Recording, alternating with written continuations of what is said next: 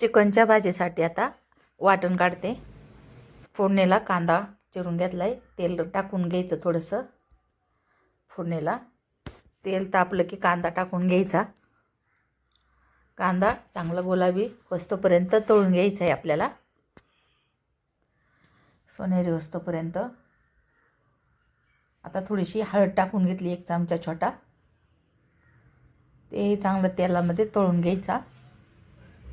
आता चिकन टाकून घ्यायचं, त्याच्यामध्ये खडे मीठ टाकलेले आपण, चवीनुसार मीठ टाकायचं आहे। आणि आता हलवून घेऊ।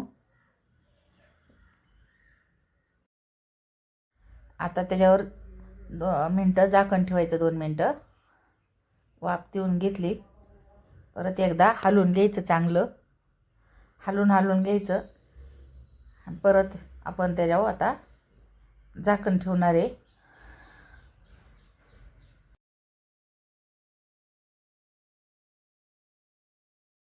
वाटण्यासाठी आपण 2 लसणाच्या कांड्या भाजायला ठेवल्यात। आपण खोबरं भाजायला ठेवलंय।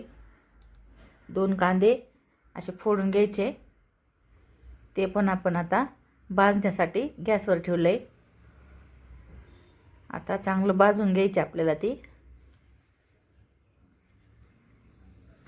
खोबरं भाजत आलेलं आहे आता, असं भाजून घ्यायचं खोबरं। आता काढून घ्यायचं, असं भाजलंय कांदा खोबरं। आल्याचा तुकडा घेतला एवढा 1 इंच, त्याच्यामध्येच आता खोबरं ती कापून वाटण्यासाठी टाकून द्यायचं। मिक्सरच्या भांड्यामध्ये बारीक करायचं आता। आणि आता बारीक झाले की लगेच त्याच्यामध्येच 2 कांदे आपण भाजलेले होते तेही वाटणामध्ये, 2 कांदे आणि कोथिंबीर वाटायला टाकायची। तेही चांगलं आता बारीक वाटून घ्यायचे असे। फोडणीसाठी परत आपण तेल टाकले, तेल गरम झाले की लगेच वाटणही त्याच्यामध्ये वाटलेलं आपण टाकून द्यायचं। वाटण चांगलं परतायचं, तेल सुटेपर्यंत आपण परतून घेणार आहे वाटण। कच्चं नाही ठेवायचं वाटण, असं परतायचं चांगलं। 5-6 मिनटं चांगलं वाटण परतूनच घ्यायचे आपल्याला। वाटण परतत आले। आता थोडा घरचा मसाला घेतलाय, काळं तिखट, आपल्याला जसं तिखट लागते तसं टाकायचं। ते चांगलं परतूच घ्यायचे आपल्याला मसाला तेल सुटेपर्यंत। तेल काही जास्त नाही टाकलेलं। आणि आता त्याच्यामध्ये आपण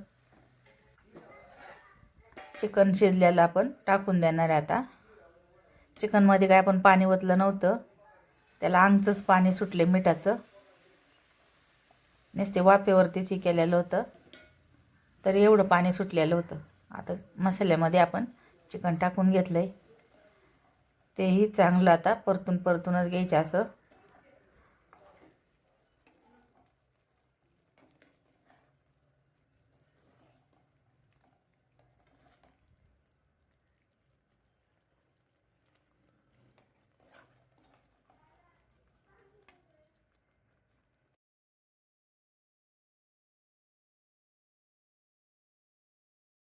जितकं रस्सा लागतोय तितकं आपण पाणी आता टाकून घेतलंय त्याच्यामध्ये।